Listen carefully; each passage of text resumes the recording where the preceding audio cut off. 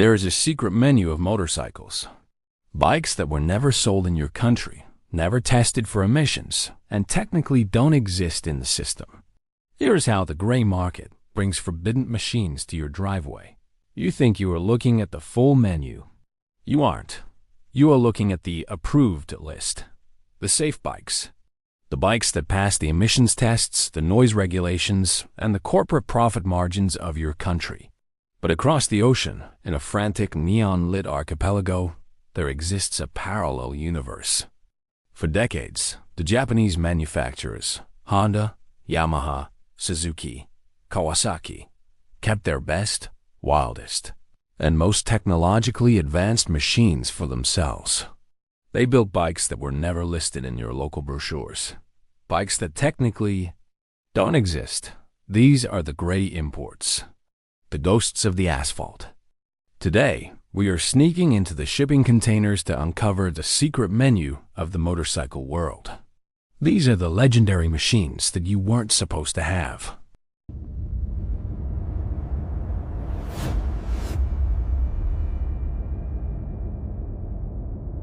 To understand why gray imports are so special, you have to understand biology. There is a concept called the Galapagos effect. When an island is cut off from the rest of the world, the animals evolve differently. They become stranger, more specialized. The exact same thing happened to Japanese motorcycles in the 1980s and 90s. Japan has an incredibly strict licensing system. To get a license for a big bike over 400 cc, the test is brutal. It is expensive and nearly impossible to pass. So, the manufacturers were forced to adapt. They had to build the most high-performance, race-ready motorcycles possible, but they had to squeeze them into a 400 cc or 250 cc package. While the rest of the world got big, lazy, heavy engines, Japan was building microscopic watches. Tiny pistons, stratospheric red lines, and engineering that was 20 years ahead of its time. And they never intended to sell them to you.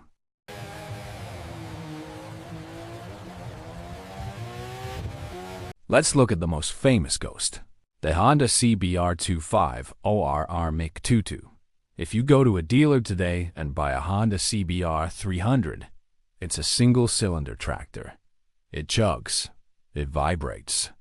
It makes 30 horsepower, but in 1990, the MC22 was an inline four-cylinder. It had gear-driven cams.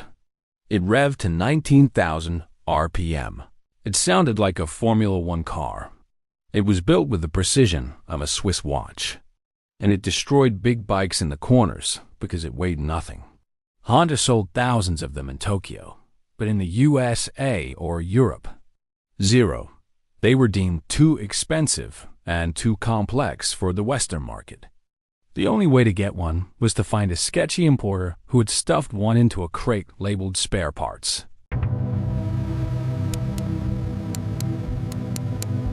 Then there were the replica racers. In the West, if you wanted a race replica, you had to buy a 750 or a 1000. But in Japan, they built scale models. Take the Honda VFR 400, known as the NC30. It was a V4. It had a single-sided swing arm. It had an aluminum frame. It was a literal clone of the legendary RC30 superbike, shrunk down to 400 cc, or the Kawasaki ZX-R40. It had upside-down forks and a slipper clutch in 1989. Most big bikes didn't get slipper clutches until 2005. These weren't beginner bikes. They were weapons.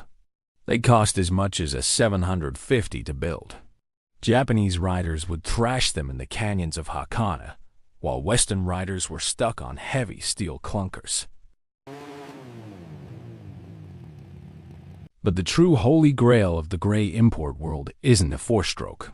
It's the smokers. The Honda NSR 250R, the Yamaha TR50, the Suzuki RGV 250. These were Grand Prix bikes with headlights. The Honda NSR 250R used a key card ignition system. You didn't have a key. You inserted a credit card to unlock the computer's power map. In Japan, they were limited to 45 horsepower by law. But every kid in Tokyo knew the secret. You unplug one wire in the AQ, splice two others, and suddenly the bike makes 65 horsepower and weighs less than you do. These bikes were illegal in the US due to emissions. They were the forbidden fruit. Owning one was a constant battle of finding rare oil, deciphering Japanese service manuals, and praying the police didn't check your VIN number.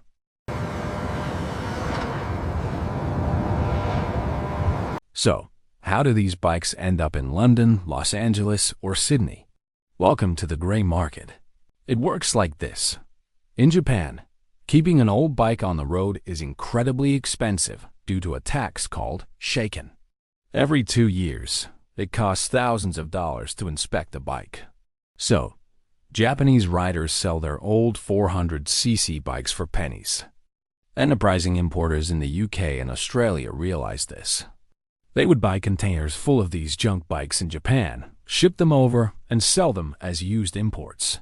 In the UK, the grey import scene exploded in the 90s. You could buy a VFR 400 for dirt cheap. But in the USA, it was much harder. The customs agents crushed these bikes. People had to disassemble them, ship the frame in one box and the engine in another, and registered them as kit bikes or farm equipment. It was a legal minefield. But for the true believers, it was worth the risk. For a long time, these bikes were cheap oddities. But recently, something changed. The 25-year rule. In the United States, you can legally import any vehicle once it is 25 years old. It becomes a classic. EPA and DOT rules no longer apply. Suddenly, the floodgates opened.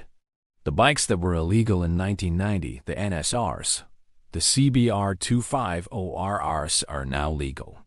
And the collectors have woken up. Prices have skyrocketed.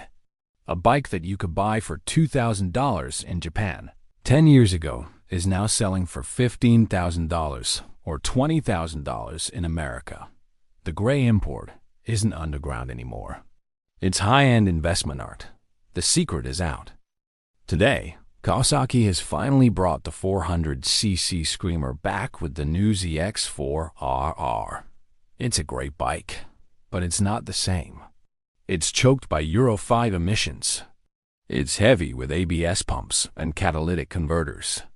It doesn't have that raw smell of gasoline carburetor soul of the 90s gray imports. The era of the Galapagos bike is over.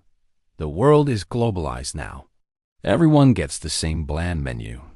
If you ever see a small Honda with weird headlights and a speedometer that stops at 180 kilometers per hour, pay attention. You aren't looking at a commuter bike. You are looking at a refugee from the greatest era of motorcycle engineering. A machine that was never meant to be here. It's a glitch in the matrix.